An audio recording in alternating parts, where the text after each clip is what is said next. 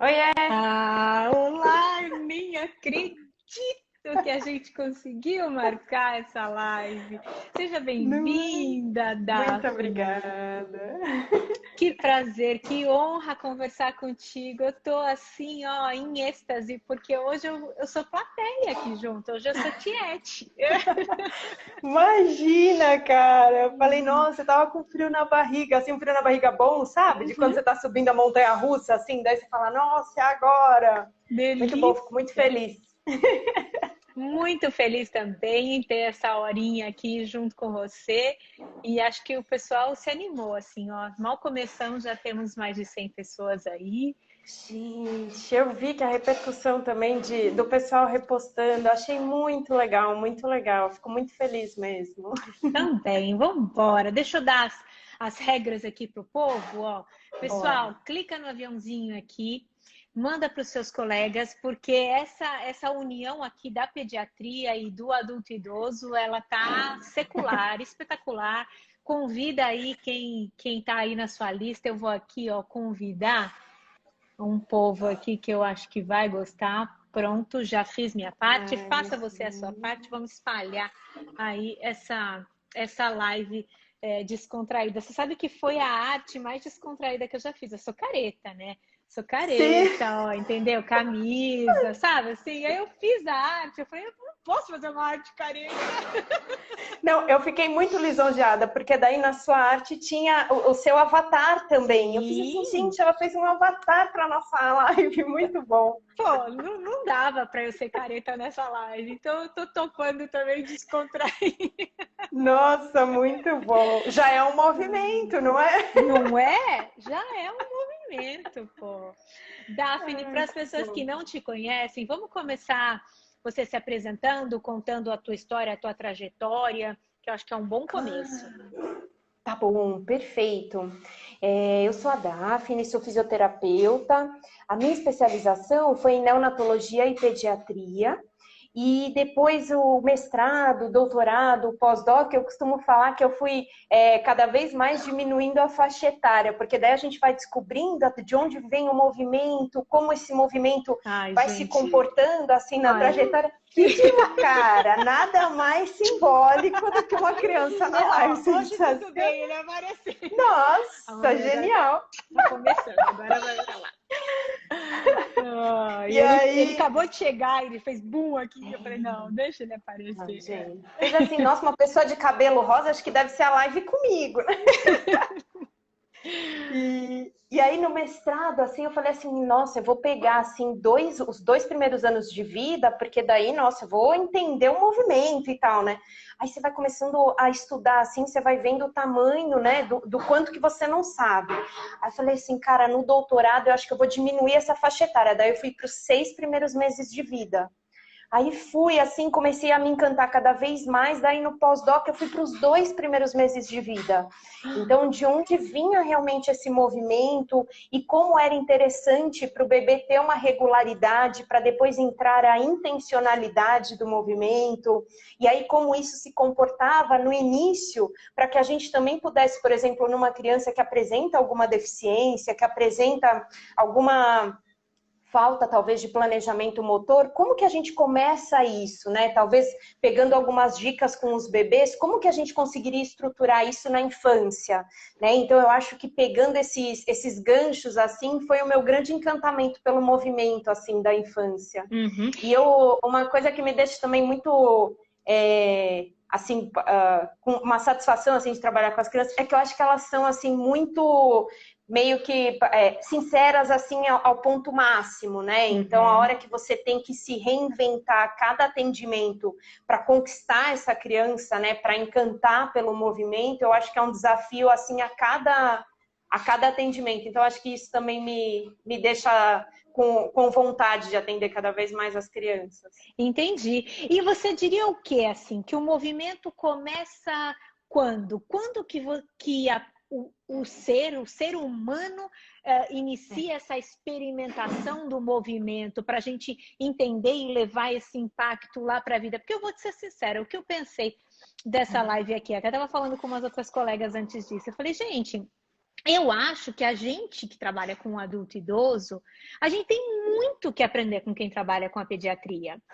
Porque a relação com o adulto idoso, várias vezes ela se torna impositiva, né? Ela se torna hierárquica, entende?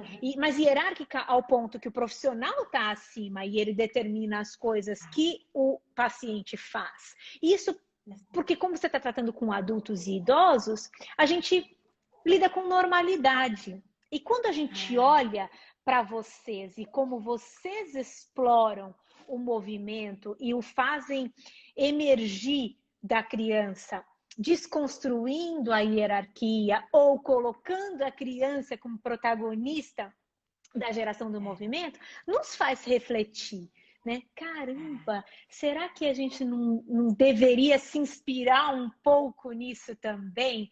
Né? Então eu pensei assim nessa troca, entendeu? De como realmente a gente pode aprender.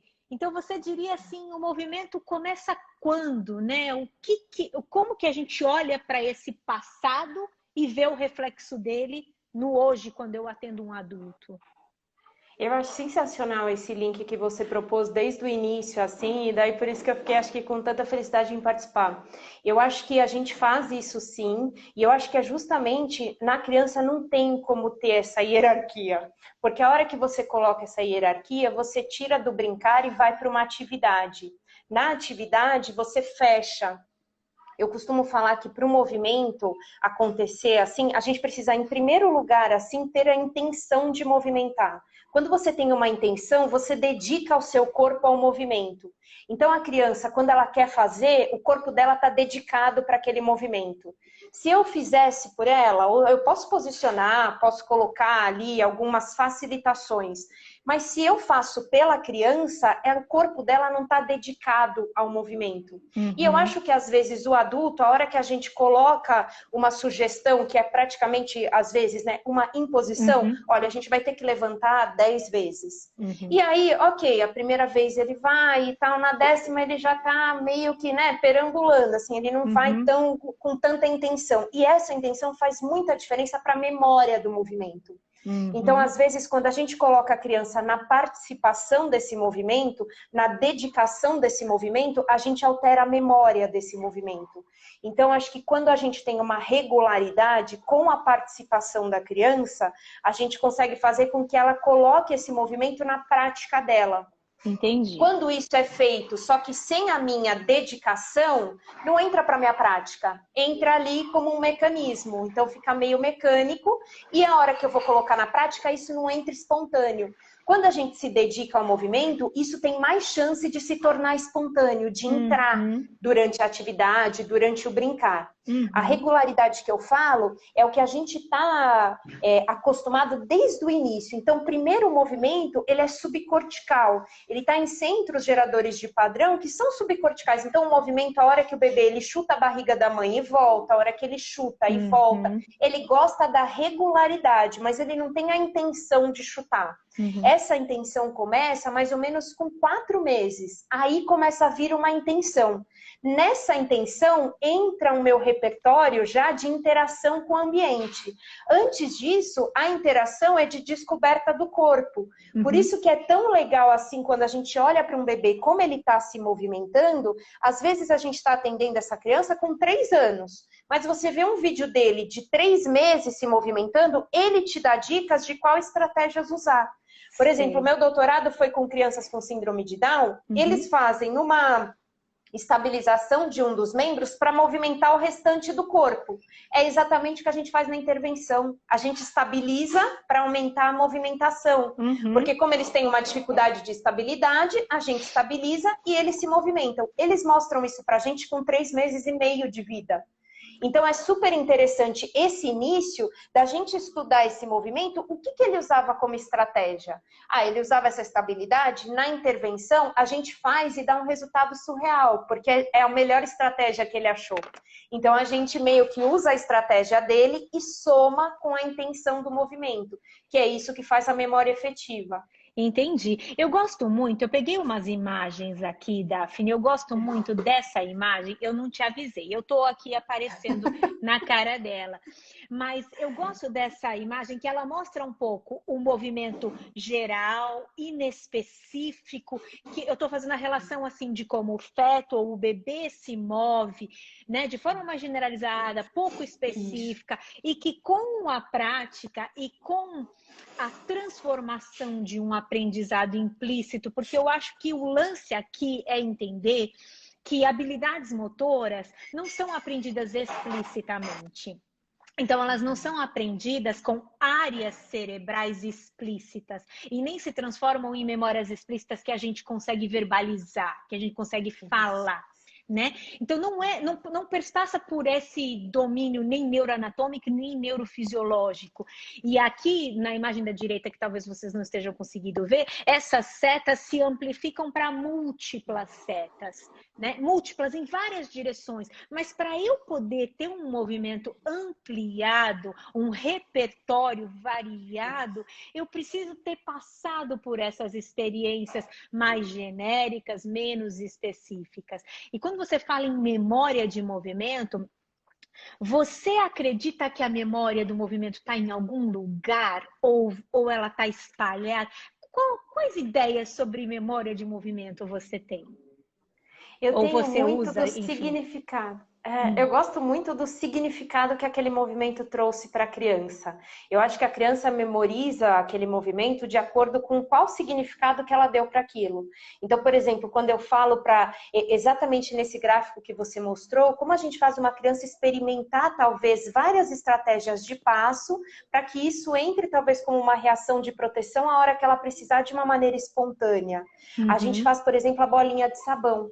A bolinha de sabão, ela é algo aleatório. E a hora que a criança vai pegar essa bolinha de sabão, cada hora ela vai para uma direção aleatória. Então, ela vai estar recrutando ali muitos grupos musculares para cada vez atingir, mas é aquilo que você falou, ela não vai estar pensando isso, ela vai estar sentindo isso.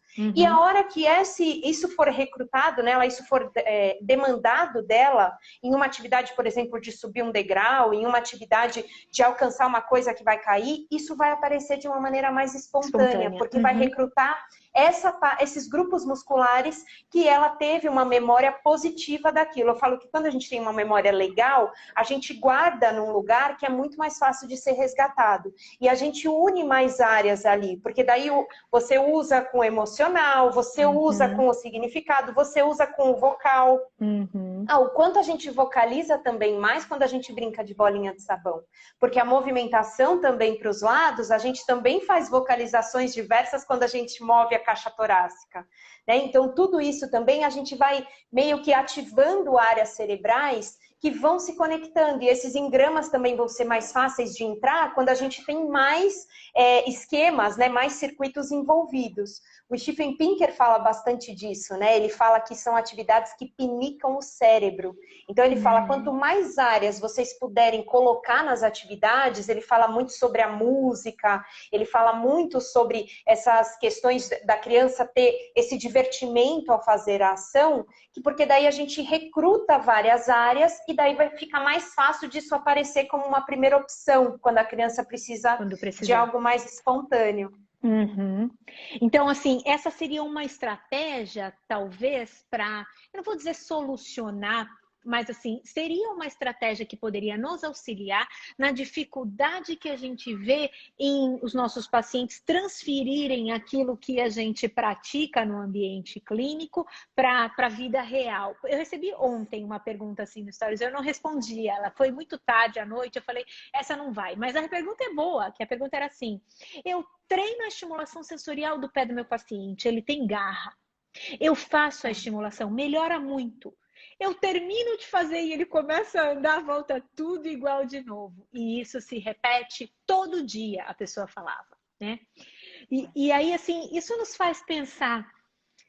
Tá me dando uma pista que a estimulação sensorial é algo importante, porque senão não indicaria a melhora, mas o que está faltando para devagar isso ser Pro somado contexto, né? pouco a pouco no contexto de quando eu uso o meu pé para andar ou para correr, né? Exatamente. Talvez, às vezes, isso daí acontece muito com as crianças quando a gente usa os tapetes sensoriais e tal, e a gente usa nele estático ou fazendo passos muito cronometrados. Uhum. A hora que você faz um tapete um pouco maior, e daí você, por exemplo, propõe para esse paciente, vamos jogar bexiga?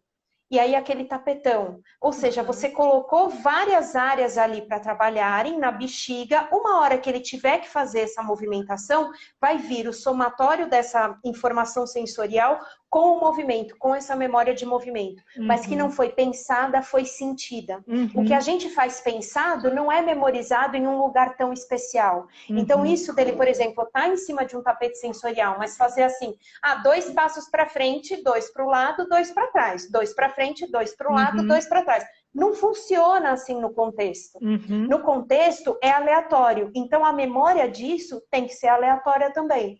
Pode ser num jogo de bexiga, pode ser, você gosta de música? Que música que a gente pode fazer? Então, sempre linkar com alguma outra atividade. Simplesmente o sensorial é aquilo que a gente falou. Não ativou tantas áreas, ativou uma via. Mas é legal que a gente ative outras áreas, né? Então, outros movimentos e com uma atividade associada. Ou seja, a gente já colocou aí social, porque ele está jogando comigo, a gente colocou o motor e a gente colocou o sensorial. Olha quantas áreas estão ali se conectando para que isso seja realmente memorizado e esteja ali na prontidão para eu usar quando eu precisar.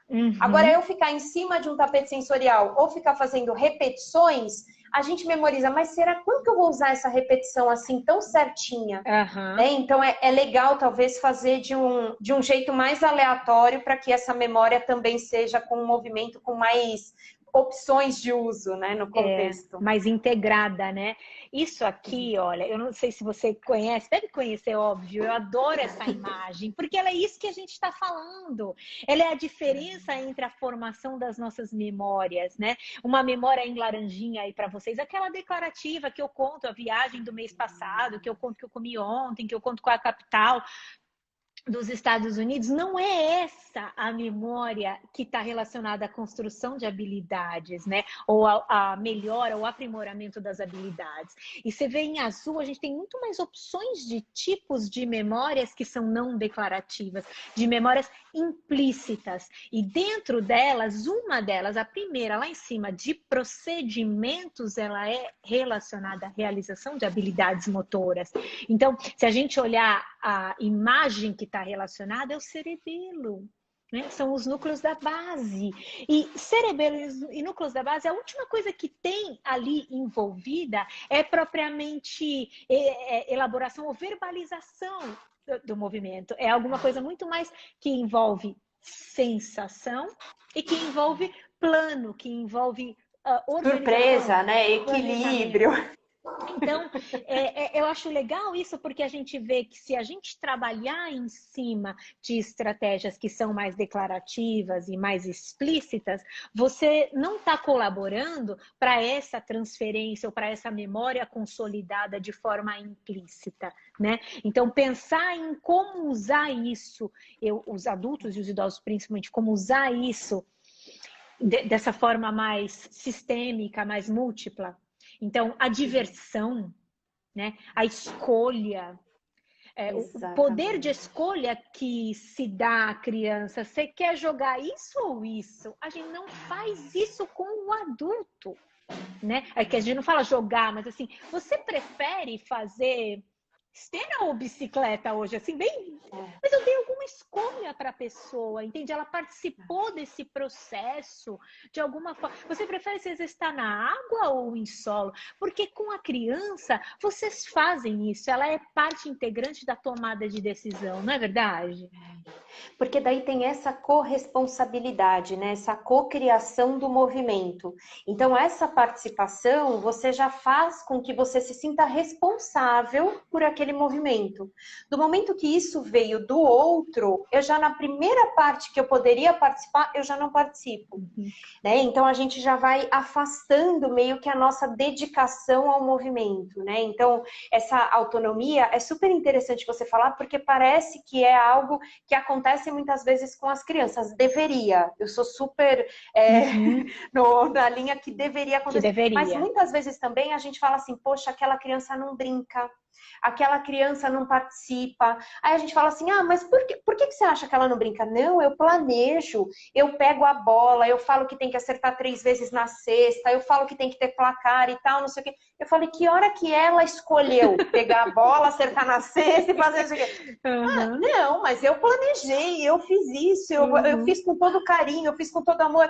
Ok, tá com todo carinho, com todo amor, mas não tem a participação da criança. E aí a criança fica taxada como que ela não brinca, né? Que ela não participa. Então a gente também tira muito isso, e principalmente das crianças com deficiência.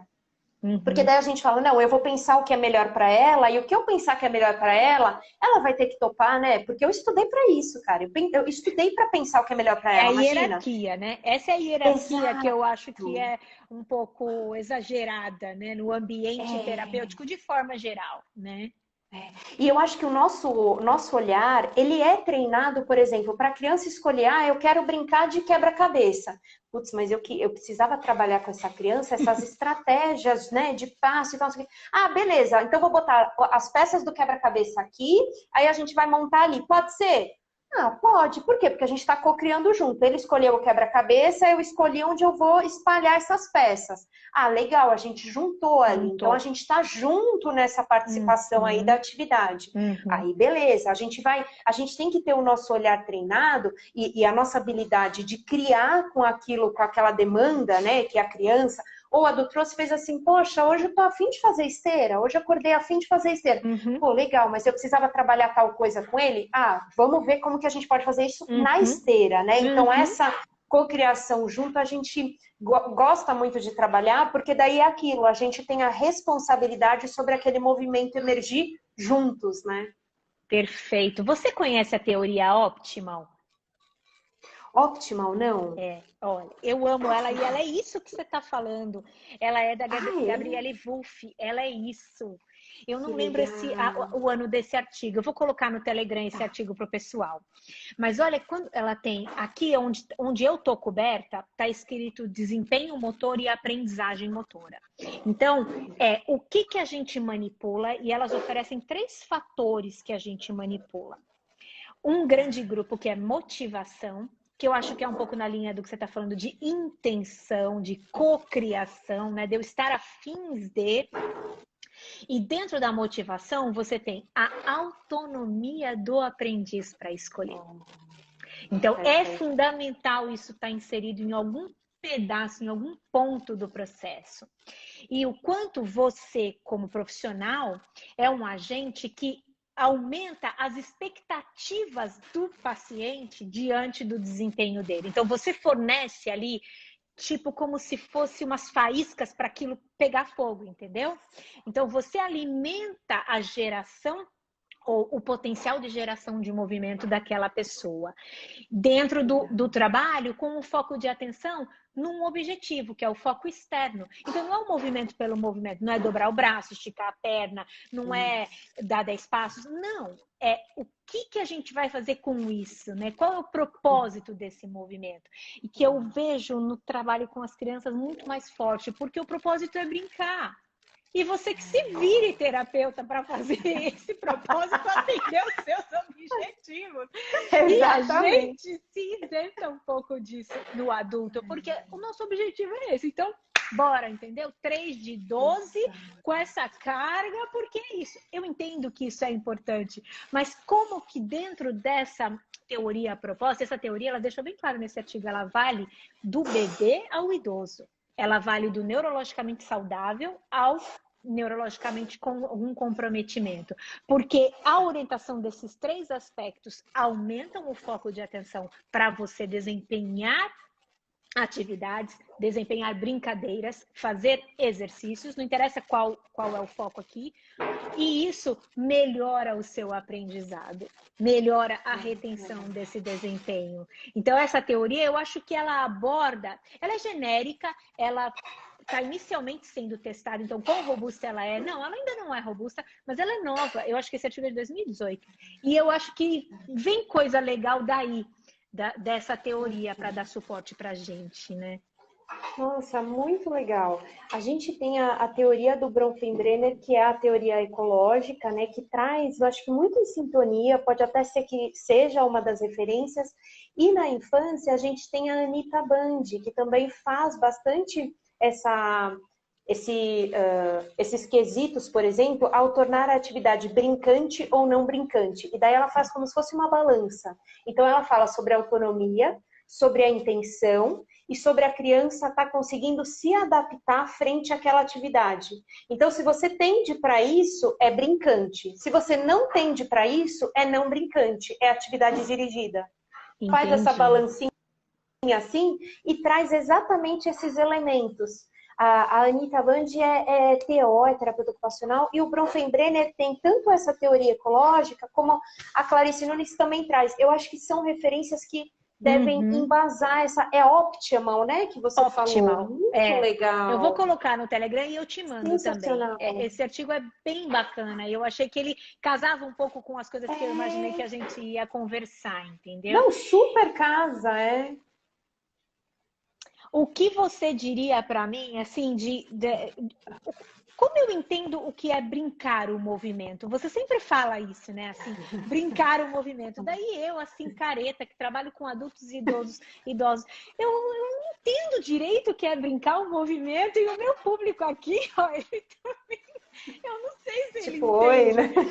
Eu desliguei os comentários porque estavam reclamando que estava aparecendo na sua cara. O povo quer te ver, Ah, entendeu? é? Mas Ai, o meu Deus. que é? Eu dei uma desligada. Depois eu ligo de novo. O que é brincar o movimento? Brincar no movimento, eu acho que é quando você faz algum movimento com a criança e daí ela entra naquela regularidade de fazer aquele movimento brincante e ela repete por si só, sem a gente precisar falar para ela repetir. Então, por exemplo, eu botei um degrauzinho porque eu preciso que essa criança impulsione, que ela desenhe a planta do pé.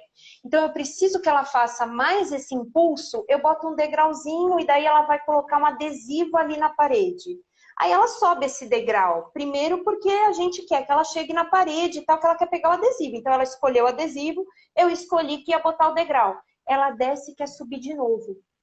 Ela desce e quer subir de novo. Então, quando ela repete, porque ela está afim de brincar esse movimento, é porque ela está afim de exercitar esse movimento. Tem um propósito, mas eu não preciso ficar falando para ela, vamos de novo? Vamos de novo? Eles, por eles mesmos, eles já querem repetir. Então, eles estão brincando o movimento. Eles estão querendo repetir porque fez sentido. Se fez sentido, eles vão querer ficar brincando esse movimento. E aí é interessante, porque às vezes a gente propõe assim, e daí eu falo, você tem um degrauzinho? Daí os pais, tudo bem. Eu falo, tem uma parede que pode pôr adesivo? Tipo, é o mais difícil da casa. Essa parte já a gente não tinha combinado antes. Não, tem aqui uma porta que dá para fazer. Então beleza. Então vamos botar o degrauzinho e tal. Ele quer pegar? Ele quer. Ele tá querendo de novo. Pode deixar? Pode deixar quantas vezes quiser. Porque daí esse brincar o movimento, a gente tira daquela repetição de uma variabilidade ruim que a gente fala, né? Que é uma variabilidade que talvez a criança vá fazer cada hora com o pé de um jeito e tal. Não, vai começando a entrar uma variabilidade boa até que entra numa fluência. Então, o brincar o movimento é a variabilidade boa que vai para a fluência, que vai para aquela criança, dali a pouco eu chamo no teleatendimento, ela vai com o banquinho ali e quer fazer. Então, isso é o brincar o movimento. Eu acho que com adulto e idoso acontece isso. Porque várias vezes a gente, principalmente quando a gente não trabalha com o movimento em si, né? A gente trabalha para modificar o movimento via experiências sensoriais. Então, eu acredito muito, e todo mundo que me acompanha aqui sabe disso, da importância tanto das nossas mãos, quanto da nossa fala, quanto das alterações no ambiente que a gente faz, como portas de entrada sensoriais para gerar o movimento que eu desejo. Então, às vezes, quando você consegue produzir aquela sensação na pessoa, ele pede, vão de novo, só mais uma vezinha, só para eu sentir. Ele fecha o olho, o adulto fecha o olho.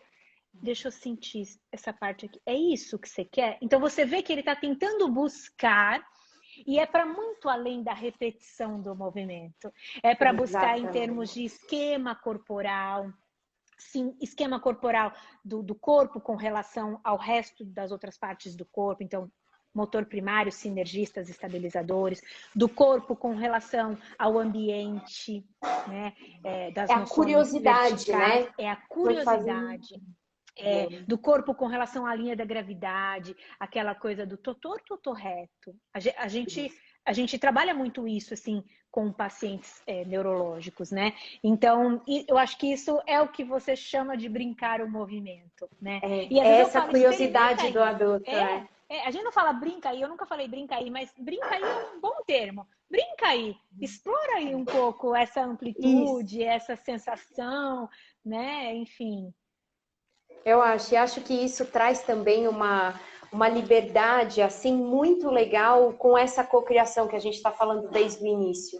Então, por exemplo, da criança começar a propor para a gente e do adulto falar para você, posso mais uma vez? Olha o quanto de participação se colocou aí e o quanto de autonomia, o quanto de encorajamento teve que ter também para poder repetir esse movimento de uma maneira brincante, de uma maneira curiosa. Eu acho que isso também é uma estruturação não só motora, mas uma estruturação de, poxa, eu posso, sabe? Vai além do motor, vai muito além disso, né? De querer fazer de novo, né? Então, eu acho que isso é muito importante, é muito importante. Quando você vai numa repetição onde, já acabou, aí você fala, putz, não é legal acabar desse jeito, né? Então, quando a pessoa quer ir mais, daí você fala, poxa, essa memória aí tá indo para um lugar muito legal. Muito bom. E também acontece isso no adulto, quando assim a gente tem Exato. que ir finalizando, e aí ele vê que você já está começando a ajeitar, mas agora que estava ficando bom, né?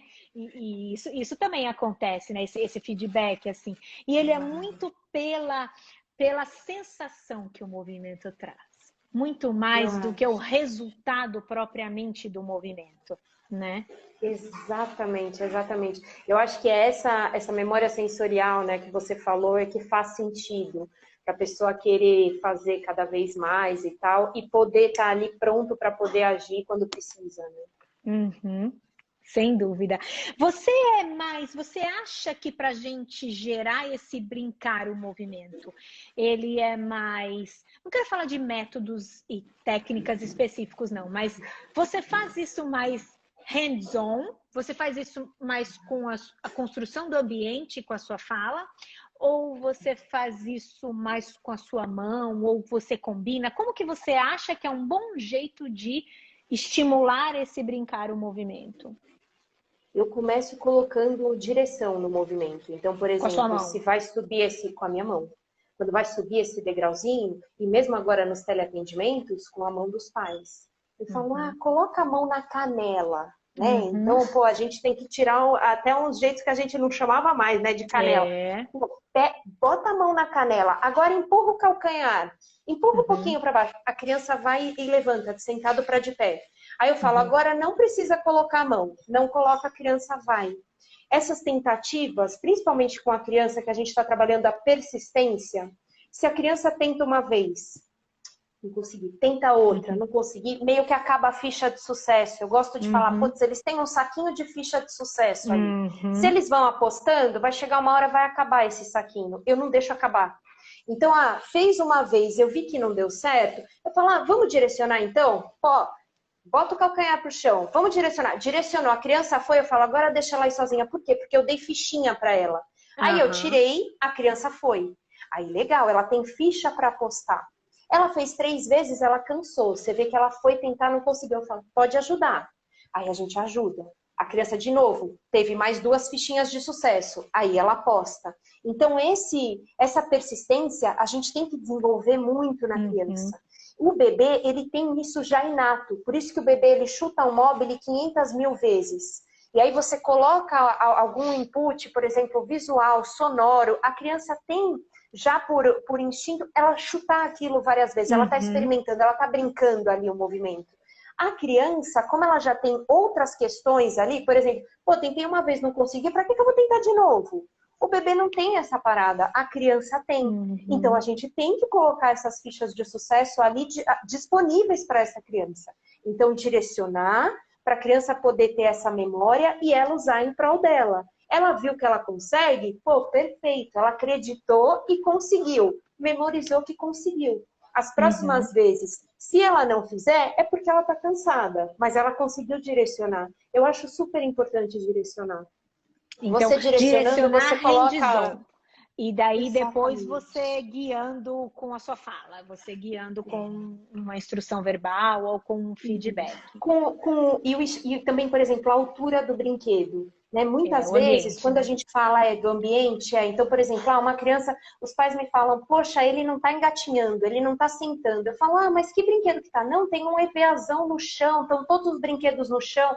Brinquedo no chão, você puxa a criança para o chão. Pro chão. Brinquedo na caixa de brinquedo, você puxa a criança para sentar e para escalar, para o gato. Legal. Então, a gente só de colocar o brinquedo mais no alto, isso também está direcionando o movimento, não com a minha mão, mas está direcionando visualmente esse movimento. Isso é tão bonito, porque isso aí é teoria ecológica, isso aí são os affordances. O que são os affordances? São os quesitos ambientais que induzem a resolução do problema do aprendiz, né? Então, brinquedo na caixa induz, no mínimo, ajoelhar, no mínimo, engatinhar, ou no mínimo, tentar para alcançar, né? E isso no adulto faz diferença também. A escolha dos objetos, do cenário, do contexto que você usa com adultos também é importante. E eu acho que ela é negligenciada. Com crianças isso é bem claro. Quem trabalha com criança, o tema da sessão de hoje qual é, né? O contexto tem que ser criado. Mas com adultos também é importante que seja criado esse contexto. Esse contexto aproxima, esse contexto personaliza, porque o contexto que eu trabalho com esse paciente não é o mesmo que eu vou trabalhar com aquele outro, mesmo eles tendo as mesmas, de repente, características em termos da condição de saúde, né? Porque as experiências são outras, porque o repertório é outro, porque os fatores pessoais são outros. E a gente negligencia. Como profissionais, eu acho, de adultos e idosos, a gente tem um ambiente padrão. Entendeu? Todo mundo está ali naquele ambiente, ou se encaixa naquele ambiente.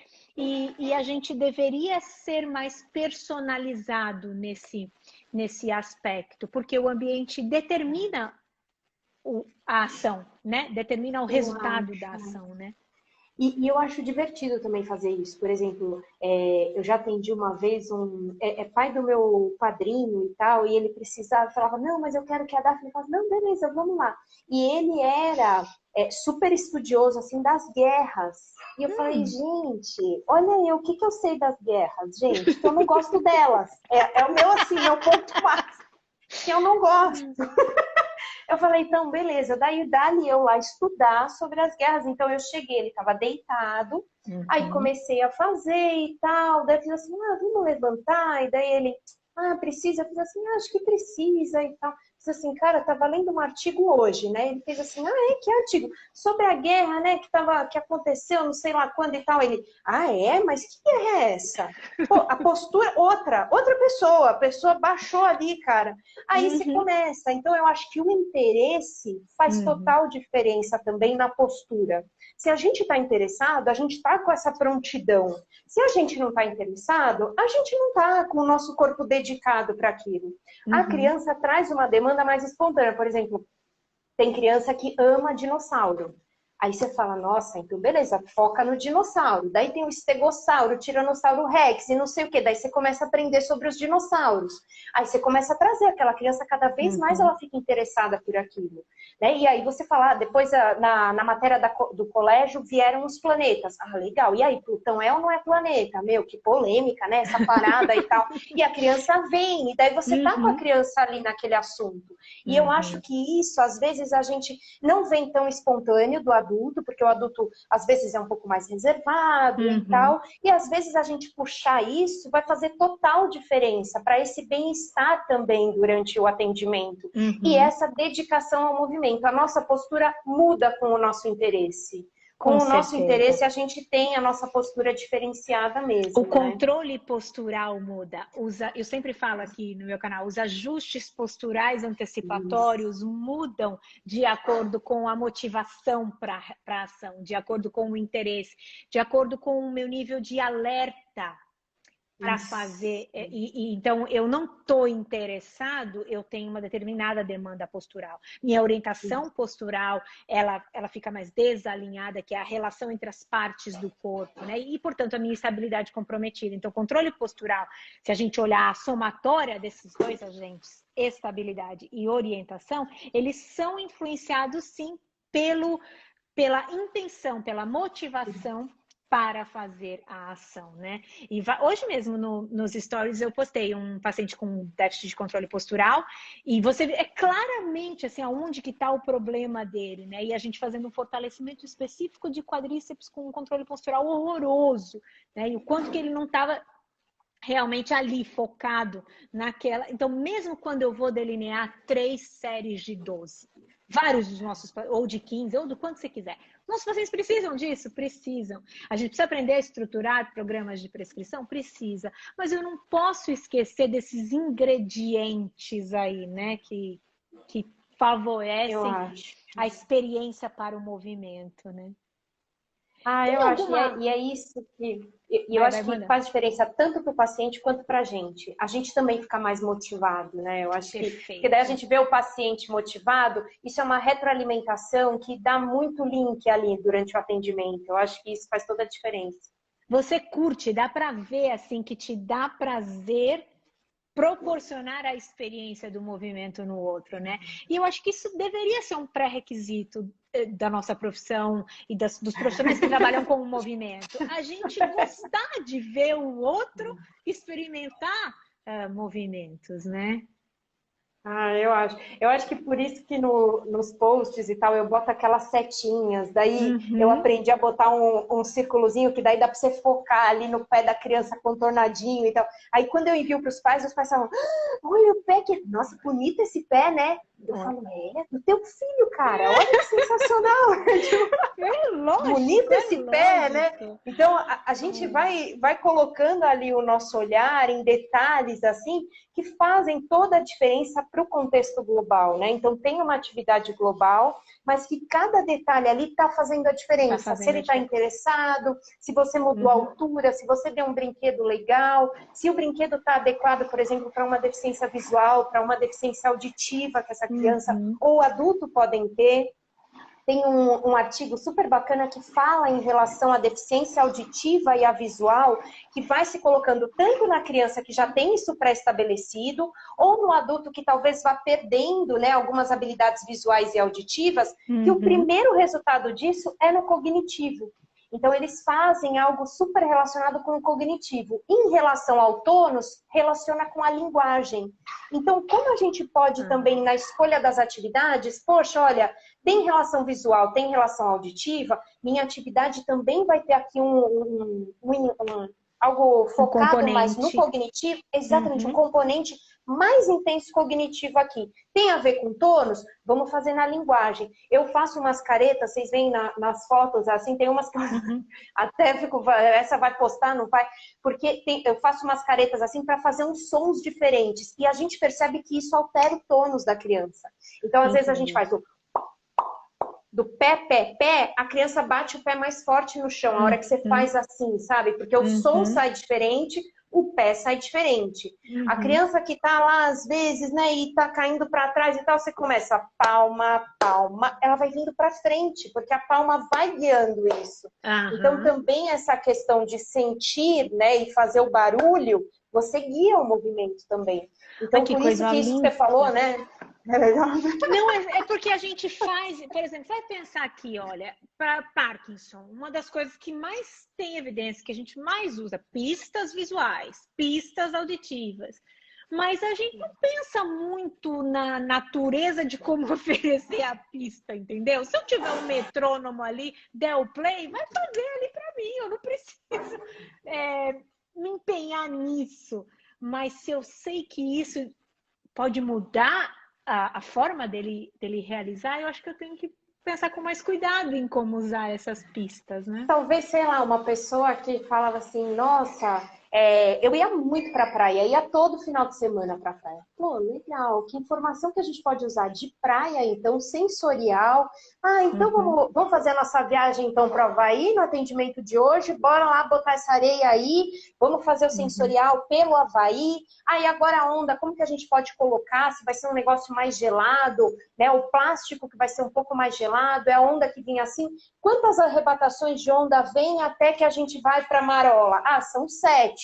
Surfista, manja disso, vai te trazer isso. Então, são 7 ondas. Ah, então bora lá, 7 ondas e daí a gente vai dar uma parada. Você já pegou a memória desse cara, da adolescência e da juventude dele inteira e colocou naquele tapete sensorial. Então, você já teve uma dedicação dele muito maior ao movimento. E a criança, pelo fato também dos pais trazerem algumas questões e a criança talvez não ter tido também tantas experiências, a gente fica com um leque enorme. Então, hoje a gente vai para onde? Tem um circuito que eu faço de EVA que a gente vai para a floresta. E aí uns vão para a floresta, e lá na floresta, o que que tem lá? Ah, então lá vai morar os 3 porquinhos, então lá vai morar não sei o quê. A hora que você fala 3 porquinhos, a criança já fica aqui pronta para atravessar essa floresta. Os 3 porquinhos estão lá, essa floresta não é qualquer floresta, é a floresta. Né? Então eu acho que quando a gente faz o atendimento, aí isso faz muita diferença na vida de ambos. E tem um certo preparo antes, né? Não é uma coisa de inspiração divina, assim, chegou e eu penso, o que que eu vou fazer? Tem que ter uma dedicação, eu acho. Ao menos que você treine isso e isso começa a virar uma fluência. E isso a experiência clínica traz pra gente. E são anos fazendo que te traz isso. Nossa, eu olho, eu lembro assim de olhar professores atendendo. Nossa, que coisa linda, uma coisa engata na outra, assim, não tem... É fluido, né? Não tem breaks. Não é truncado, né? Não é truncado. Mas isso não sai do dia para a noite. Eu sempre falo isso. Isso é alguma coisa que a gente constrói. Mas no começo, enquanto não vem a inspiração divina, que seja, sei lá, você tem que preparar, né? Você tem que pensar, planejar. Não é? Ter planos B, Cs, quando dá zebra. E com criança dá mais zebra do que adulto, mas várias vezes com adulto dá zebra também, né? Não, eu acho o máximo quando você entra no teleatendimento e a mãe já fala assim, hoje ela não tá boa. Eu falo, opa, inspirador, né? Vamos lá, deixa eu olhar o que eu tenho em volta, que eu vou aqui fazer um show pirotécnico. Mas eu acho que quando você... Vai, manda. Quando você permite essa cocriação, eu acho que também sai um pouco desse receio nosso de ter que ter tudo preparado. Então, que você tenha, por exemplo, né, umas 2, 3 atividades já em mente que seriam interessantes para essa criança, porque às vezes você pega uma criança que quer escolher tudo e, pô, você vai indo na dela, você vai vendo o que ela quer e tal, e daí essa cocriação fica super fluente. E às vezes tem uma criança que não está afim hoje. Então, você tem que ter algumas coisas para convidar essa criança a participar.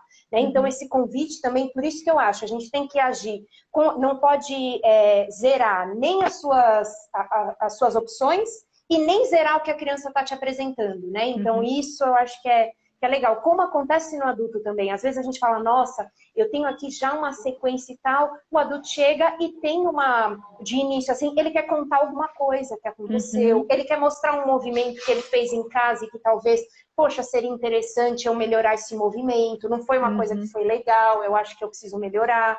E na hora, pô, você tem que estar aberta para poder ter essa cocriação junto. Então, ter as opções e fazer a escuta, né? A escuta afetiva do que está te trazendo. Isso é muito legal. Essa escuta afetiva, ela realmente, acho que é parte da nossa profissão. Ela é parte, acho que, dos requisitos para ser fisioterapeuta, para ser terapeuta ocupacional, profissional do movimento de uma forma geral. É escutar também, né, os anseios, as devolutivas. E quando não vem, porque várias vezes não vem, é também instigar a percepção sobre o depois, né, daquela sessão. É você realmente perguntar, alimentar essa troca, mostrar quão importante é, né? E acho que isso também faz o link um pouco com a importância do cuidador ou do parente, do familiar, de quem está lá com o paciente também para ajudar nessa manutenção das experiências que a gente proporciona, né? Eu acho que se você puder falar um pouco disso, assim, do papel da continuidade das experiências que a gente dá lá na casa, né, do paciente. Eu acho super interessante, Cá, você ter falado sobre isso. Sabe por quê? Pode chamar de Cá? Não, Pode, não é ainda. Pode já de cara, assim? Pode. 50 minutos de live, tá permitido. E eu acho que é interessante. Eu acho, sabe que é legal? Essas fichinhas de sucesso que a gente falou, que a gente faz com a criança, muitas vezes a gente também fala, às vezes, para os pais, assim, que já tentaram fazer várias vezes e que não deu certo. Então, a gente vê que dá uma recuada. Essas fichas de sucesso são tanto para a criança como para os pais. Então, a gente fazer alguma coisa ali e deu certo, isso também a gente instiga que os pais deem essa oportunidade da criança fazer em casa. Então, às vezes, assim, a gente tem uma ideia e tal, tá no finalzinho. Se não deu tempo de fazer, não passa para os pais experimentarem em casa. Faz você, faz a sua ficha de sucesso e aí você entrega esse pacotinho de ficha para os pais e fala assim, pode apostar que dá certo. Que vai dar certo. Porque eu acho que esse apoio também, essa rede de apoio que a gente faz com a família, eu acho que faz total diferença. Às vezes a gente fala assim, não, mas tenta fazer daquele jeito, mas a gente não mostrou para os pais como é que tem que fazer. A gente não falou se pode dar certo ou não. E às vezes já tem, assim, uma frustração, às vezes, de ter tentado várias vezes e não ter conseguido. Então, eu gosto muito de fazer, né? Então, é como se a gente colocasse ali os comprimidos do que a gente vai fazer e aí eu faço, ó, isso daqui deu certo, faço em casa. Porque eu acho que essa rede de apoio é fundamental para que essa atividade tenha a oportunidade de ser repetida em casa. Perante isso, a gente vai colocando também essas fichas para os pais e aí eles vêm com novidades. Mas de início, às vezes a gente pega uma família em sofrimento. Então, às vezes também a gente fala assim, vamos tentar tal coisa? Não, eu vou tentar, se eu conseguir, eu vou falar para os pais. Façam, porque dá conta, dá para a gente fazer desse jeito. Então, eu acho que isso também ajuda muito que isso seja replicado em casa. Com os cuidadores, com os avós, com os pais, com as babás, com quem estiver ali acompanhando, eu gosto de fazer, mostrar, porque a nossa memória visual também é super importante. E às vezes os pais vão falar, mas eu coloco a mão aonde? Por exemplo, esse direcionamento do apoio do calcanhar. Como eu faço? Faça assim, você percebeu que está diferente? Eu percebi. Legal. Hoje eu achei bonitinho que a gente estava fazendo o circuito no teleatendimento, e daí os pais estavam pegando pelo tronco e estavam fazendo e tal, e a criança estava fazendo. Eu fiz assim, vamos tentar pegar no cotovelo? Aí a mãe pegou e fez assim, o que você sentiu? Ela fez, foi fácil. E antes não era fácil. Eu fiz, olha que legal, é um sinal de evolução. Se foi fácil para você, também foi fácil para ela, porque você que está guiando, né? E ela está ali participando junto com você. No próximo, vamos tentar na mão, mas essa semana vamos ficar com o cotovelo. Legal. Então a gente fez, deu certo? Aí isso a gente faz em casa. Enquanto não fez, eu não costumo passar algo do nada, assim, porque eu acho que às vezes as famílias estão em sofrimento e não tem por que a gente passar por isso. E sobrecarrega, né? Eu acho, nós como profissionais que trabalhamos com adultos e idosos, a gente incorre nesse erro. A gente sobrecarrega quem está lá do outro lado. Eu não estou nem falando do período da pandemia, porque no período da pandemia já está todo mundo sobrecarregado. Então a gente tem que pensar 1000 vezes antes, 1000 vezes antes de botar mais um fardo nas costas de quem tem uma pessoa que tem deficiência em casa, que está com dificuldade de movimento. Você ainda vai colocar nas costas dela a responsabilidade de tocar o programa. Então, assim, a gente tem que ter muito cuidado. Mas eu tô falando no normal, tirando a pandemia, já tem toda uma situação, de fato, de sobrecarga, de sofrimento. E a gente passa, vai fazer, é isso assim, é isso assado, ok? Pode fazer. E a gente não dá a chance ou a experiência de fazer lá com a gente, de checar, de usar uma ou duas sessões para isso, para garantir mais sucesso nesse período em casa, né? Nessas 24 horas que a gente chama, né? Nessa continuidade. Isso acho que é um ponto super, super importante. A gente tem 5 minutos para acabar essa live. Eu vou ativar os comentários aqui para só ver se a gente responde alguma coisinha. Sabe um outro cuidado que eu acho enquanto o pessoal entra aí? De não infantilizar adultos. Por outro lado, beber na fonte do que vocês, de como vocês brincam o movimento, mas cuidar para não transformar isso em infantilização de adultos e idosos, porque isso também eu vejo como um problema. Eu vejo tanto terapeuta marmanjo falando fino com o idoso e que não faz assim sentido, né? Então, há de haver parcimônia, né, o que transportar desse mundo da pediatria para o universo do adulto e do idoso, né? E eu acho até que eu até acho que desequilibra um pouco para outro lado, porque eu trato aquilo como cara. Eu falo, meu, porque o cara fez, o cara fez. E às vezes até os pais ficam assim, né? Tipo, nossa, o cara é o meu filho de 1 ano, né? Esse bebezinho aqui é o cara, né, para ela. Então acho que às vezes até eu tomo cuidado para não fazer o contrário. Assim, mas é que você se inspira no adulto, idoso ou no adolescente para, eu acho que inclusive empodera a criança, né? Assim, ela se sente importante, né? Enfim. E quando a gente muda o tom também, é super legal. Por exemplo, quando você faz 1, 2, 3, a criança meio que, sabe? Aquilo encoraja para o movimento. Do que você fazer 1, 2, não, 1, 2. Aí você já faz assim. Os pais ficam prestando atenção no que vai acontecer, né? Nesse 1, 2, 3, né? Mais grosso que vem. Então, eu acho que essa forma da gente vocalizar também tem tudo a ver com a postura da criança. Com certeza. Teve alguém que fez um comentário ali, que a gente vai responder em meio minuto, mas a gente consegue. A dificuldade de talvez trazer tudo isso de forma tão integrada em pacientes que têm o cognitivo muito comprometido. E essa dificuldade, ela se dá tanto no universo de quem atende crianças, quanto no universo de quem atende adulto e idoso. É uma restrição, né, Daphne? Não tem jeito. Daí eu acho que a gente tem que colocar bem contextualizado. O contexto vai ser o componente principal. Tem que fazer sentido aquilo para aquela criança. Então, o brincar simbólico de papinha, de banho, de carro, é o que você puder trazer assim de contexto. Para o adolescente, o que ele está fazendo, o que ele está assistindo na televisão, o que os amigos dele estão fazendo no colégio, a gente vai colocar isso no contexto ali também. E no adulto também, alguma atividade e tal, que seja muito contextualizada. O contexto, eu acho que é o principal componente para as pessoas com uma deficiência intelectual. Que antes era neurologicamente saudável e teve uma lesão, você consegue trazer esse contexto de antes, né? Você resgata preferências, hobbies, esporte, lazer, você traz isso, por mais comprometido que ele seja, a gente não sabe o que é que está entrando, ou o que é que está sendo integrado, e acho que é um respeito àquele paciente, né? É personalizar diante do contexto de vida que ele tinha, por mais que a gente não saiba exatamente o que ele está integrando ou não, né? Exatamente, eu acho que é um respeito à história do movimento daquele paciente.